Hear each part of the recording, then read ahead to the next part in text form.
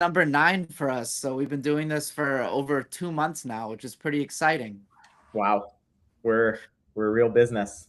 Yeah, we're a real business. This is a real thing. So yeah, I'm excited to bring us together today.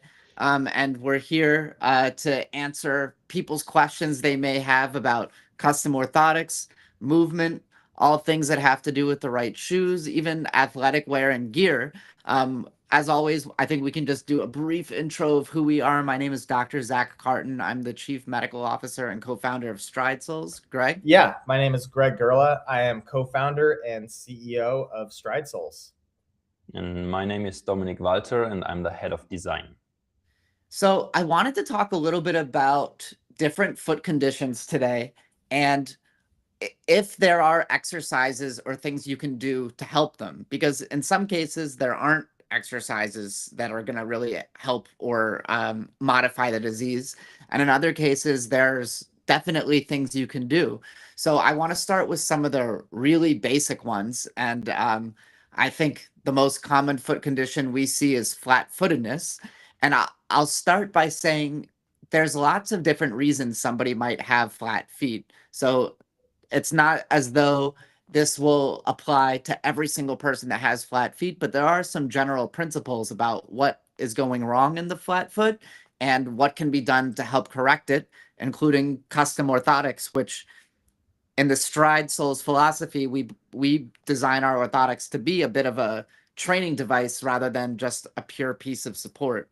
So Dominik, I thought maybe you could start things off, and we got a hello from Dan Hurley in the chat. So hello, Dan. If you have any questions, please interrupt us as we continue to talk about movement and all things health.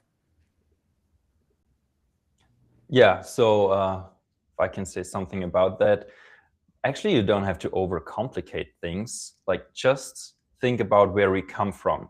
Walking barefoot on natural grounds. So the first and most useful training you could do is just get rid of your shoes for a long walk in the forests, on grass, and even on beaches with soft sand, because the change in the surface that we're walking on, change in the density of the material, causes different muscles to react, and muscle reaction is nothing different to training, right? And that's what we try to stimulate with our orthotics as well. So first, training, walk barefoot outside.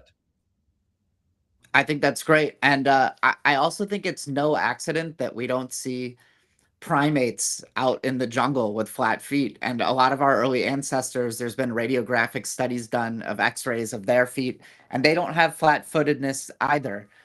So yeah, I find that to be kind of interesting about what, I think it highlights that something can be done to prevent and alleviate flat feet beyond just trying to support the foot and alleviating pain. And I also think Stride Souls is unique with flat feet because our founder and chief executive officer has some of the worst flat feet that I've ever seen. And Greg, we don't talk a lot about things from the patient perspective per se, because we're all, on the design and clinician end. But maybe you could share a little bit about like what your journey with flat feet has been and what kind of pain you've experienced and what has helped and what hasn't. Yeah, so I've had flat feet my whole life. My mom has flat feet. My grandma's actually a physical therapist and prescribed my first pair of orthotics. She was a big believer in orthotics from the earliest days from her flat feet. So it's hereditary and it's been an issue for my whole life. I remember as a kid, I could not wear sandals. Didn't go to the beach that much, or when would go would like bring shoes because my feet were so flat that it would just become painful within 15 minutes. What was the pain like? Oof, good question. Or where was it in your foot? Yeah, it was in the arch for sure, but it would also like radiate to the Achilles area, um, to where, yeah, I was like every step would suck, and I I would always think about it. It's like if I have pain, let's say like I'm walking on it for an hour with pain, I need like an hour of like rest to like offset it. So that was a big problem growing up. And also playing soccer, very hard to get I was always a soccer player, very hard to get orthotics in there. So I would, like, in a game, play, and then by the end of it, I'd be toast. Also, like, Man, thinking back on it, like, maybe a reason that I didn't keep, because I'm very athletic, like, I didn't pursue soccer as much because I think the pain was pretty bad. Um, yeah, so takes me to Stride Souls. Actually, the reason that I started the company was because of my own flat feet and wanting to solve the problem. Uh, yeah, yeah, and the great thing about Stride is it has that training effect, which I'll let Dominic describe in a bit, but was actually able to build up my arches. They're still not as great as, I'm sure, like the average person, but the difference is night and day, to where I can actually go 6-8 hours without shoes, and it does not cause pain anymore. And it's reflective in our imagery too, where you can see my old feet to my new feet.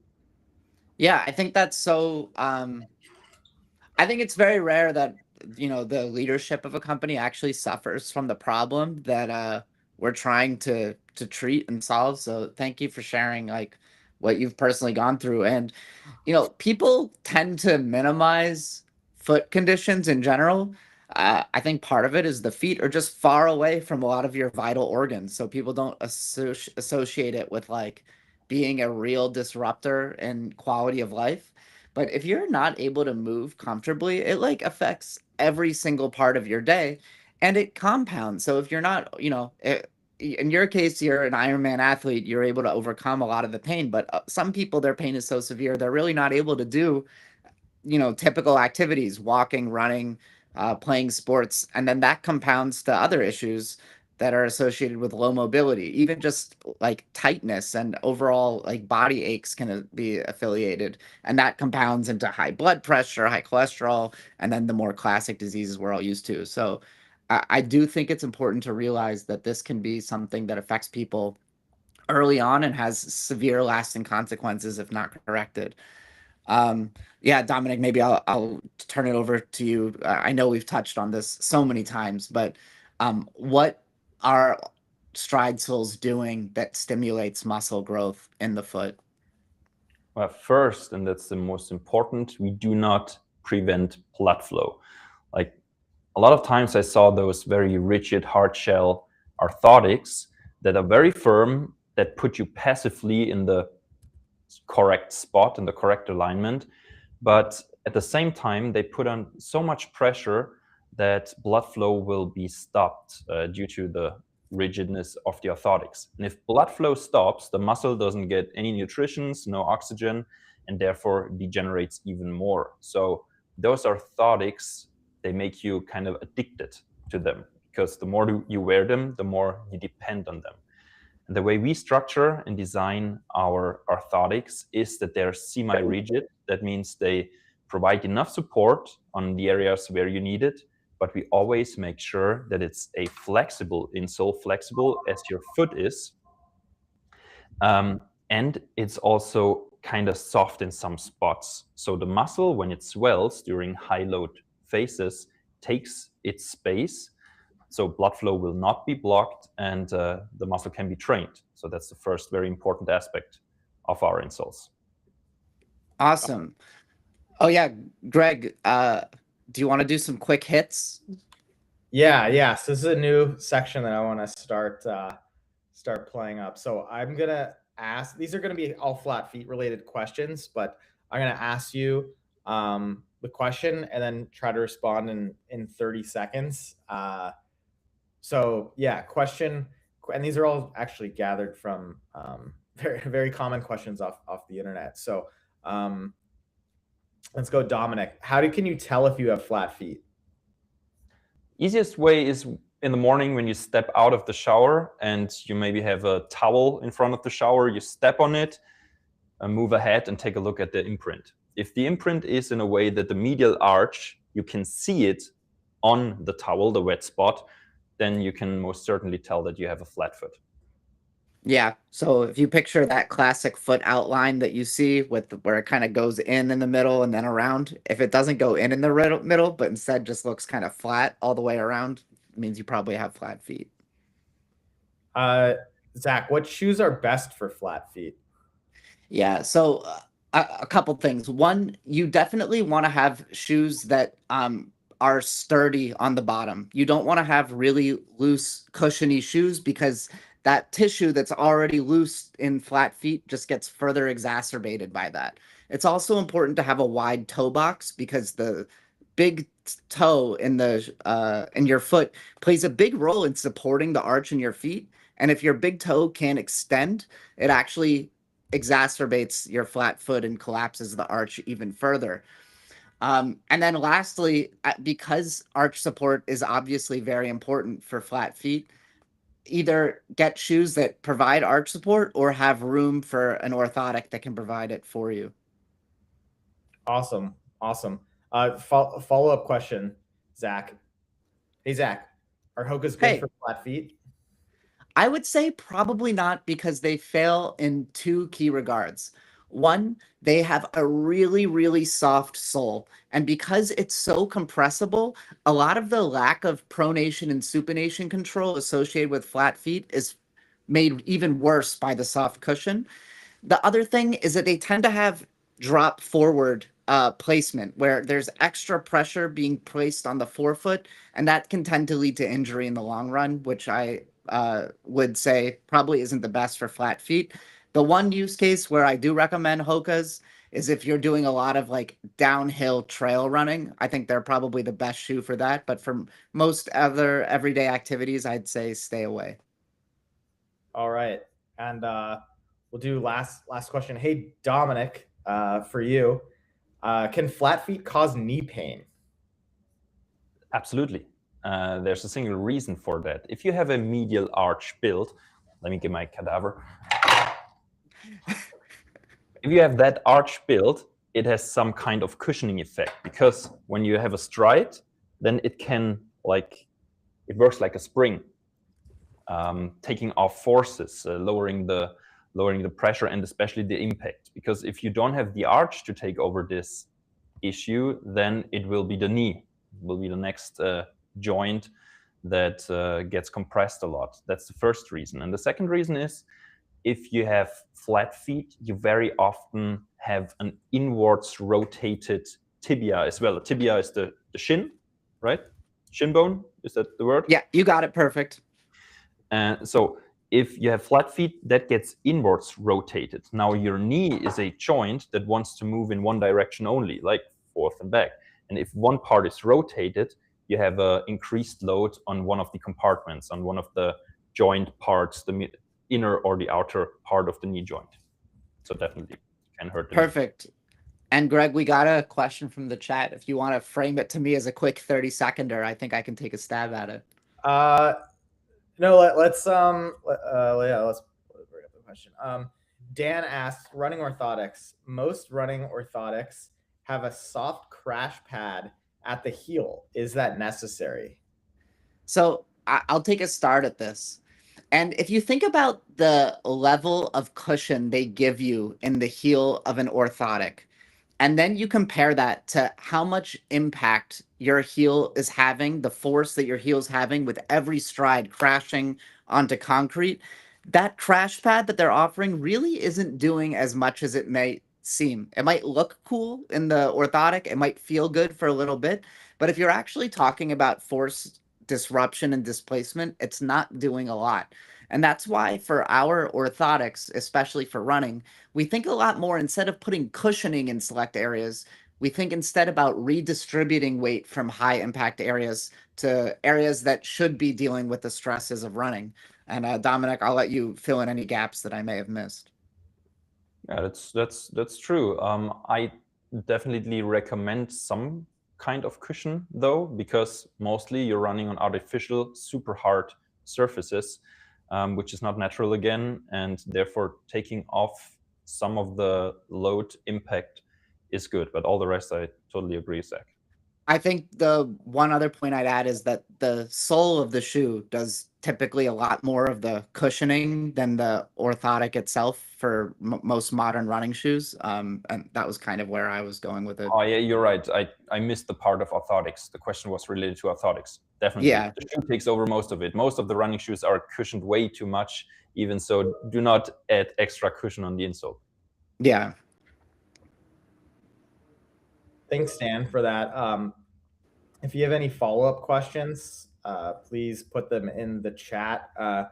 I'm curious, Dan, if you wanted to respond, what orthotics do you currently have in your shoes? We love talking about different products on the market. Yeah, we've talked about and trialed out Superfeet, Power Step, Upstep, Built, Dr. Scholl's, CVS brand, Walk Fulton's. We haven't tried Groove yet. I think that's another one for us to maybe consider.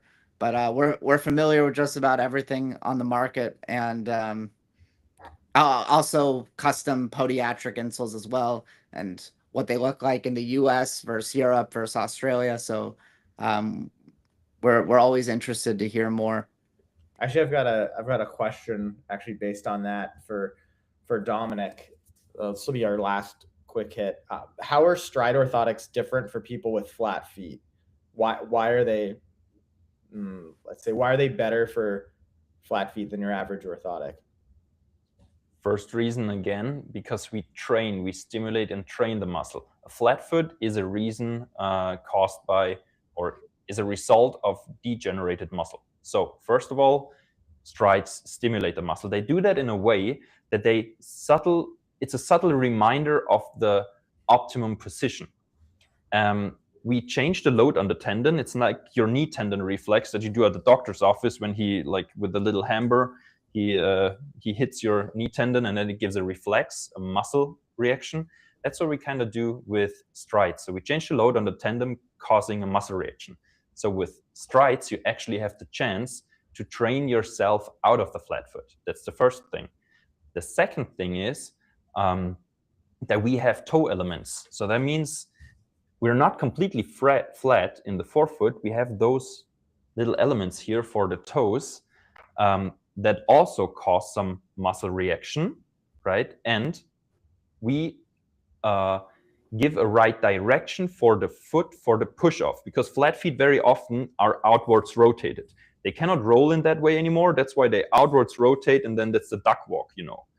And with the toe element, we kind of steer the foot in the correct position, and like the toes are in contact for 2/3 of the time of the contact time for the stride. So we don't ignore that. We have that in mind as well. And then we got from the chat that this person is using the Curex orthotics as well as the Superfeet high arches, both over the counter. And ultimately, my philosophy with orthotics is if they're working for you and preventing pain, then you have a good solution. So there's definitely a lot of truth to if it ain't broke, don't fix it.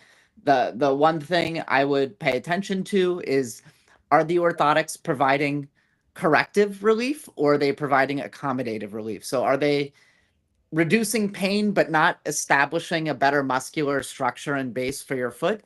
And if that's true, it might be worth considering an option that can actually help change the morphology of the foot to be stronger on its own, as Greg kind of highlighted in his personal experience. Greg, I don't know if there's anything else you wanted to add.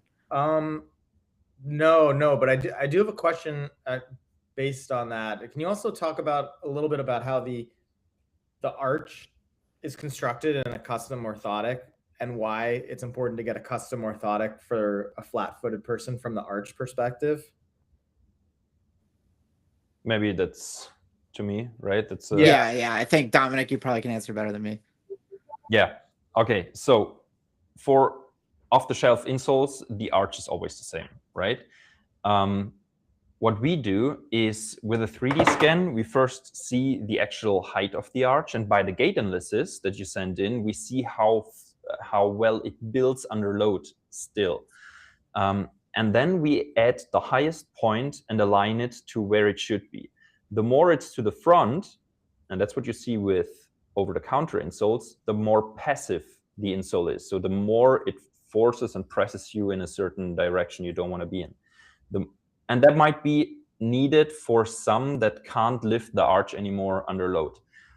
The more you move it towards the back, the more muscle stimulating the arch is. And we figure out the sweet spot based on the 3D scan and the dynamic analysis. Excellent. Thank you. Yeah, that's it for quick hits.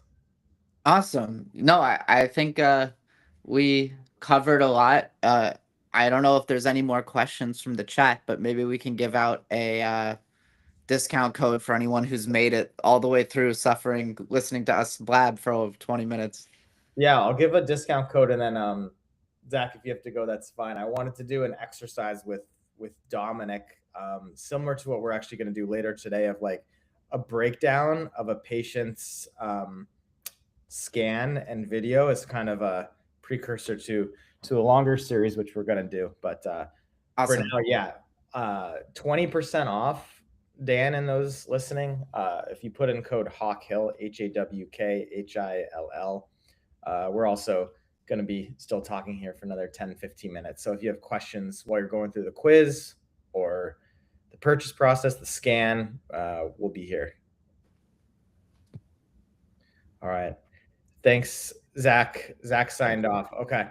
I would love to go through a patient, and because we get a lot of questions about, our Stride legit? Is there actually like a human on the other side? Is this just a scam? So I think it'd be most important to like take our audience through what happens when the files get to your side, Dominic. So maybe you want to bring up Brett's information, and you can show us how you would build an yeah, I'll give you a minute while you're pulling that up, just to tell people a little bit about how the process works at Stride. So the data capture happens on your end, the patient. So there's three main things that we ask for. One is the questionnaire. So asking questions like where your foot pain is, what your condition is, information about your foot health, activity level, these types of things, which is very crucial for making the custom orthotic, as we're asking these questions to then directly go into the orthotic itself. So that data is piece one. Piece two is the foot scan itself. So that's essential for us knowing not only how long and wide the foot is, but also the undulations of the foot, which we will try to match in the orthotic. Not exactly, because we have corrective elements, but as close as your prescription would require. And then third, which is a unique one, is the gait analysis itself. Understanding gait is critical, and why I think we focused on this area when we first built the company, and something that no one else does online, not only for helping us understand if there's any pronation, underpronation, but also we can understand if there's any limb length discrepancy that we're going to need to dive into, any hip issues, any sort of heel drop, things like that. That's only revealed when you actually see somebody walk. I think it's a huge loss that we only think about, or a lot of people only think about orthotics in a static position where, okay, we're just going to take a foot impression, that's it. But if you don't think about the movement, then you're really missing the point of the orthotics, which is to help somebody in a walking state. So with that, I'll ask Dominic, maybe you want to share your screen and kind of take us through what happens when you get a file from patients and how you think about it, and I'll kind of ask you questions as you take us through it. Yeah, that was maybe my bad. Now I thought we're gonna take that for the later recording. We will. I have that. I prepared that on another computer now for our video later. That was my bad. Sorry, I didn't know we'd take it for this. But maybe you can share something like last time. You had some videos pulled up, and we just go through that. Sure. Yeah. Let me bring up a gate. Do you have actually Brett's video? We can just actually. Oh, if you can share, that would be even better, and then I can. Can you send it to me? Sorry for the technical difficulties, people. Brett, let's go. Walking video. Let's see. All right, we've got one. Give us 1 second while I pull it up.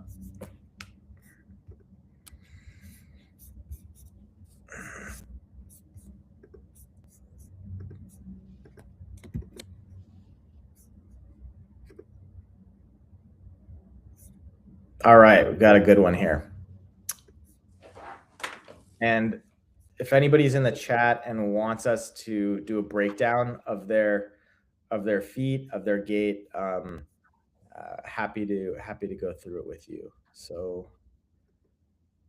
we're gonna go entire screen, and let's. Oh, okay.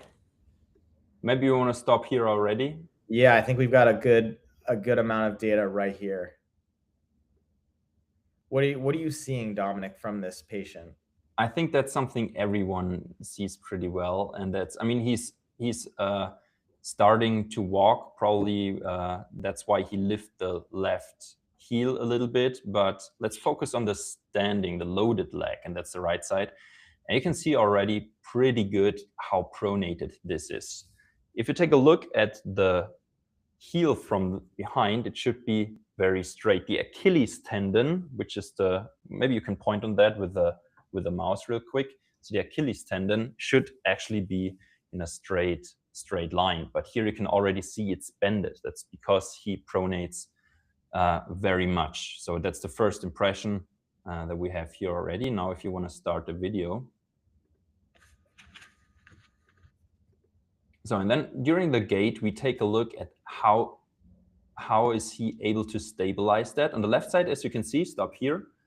It's a little bit of pronation to see on the left side, but it's not a severe case. And a little of pronation is even wanted. And that's also something a lot of podiatrists miss, because they're only looking at the rear foot alignment. The heel needs to stand straight.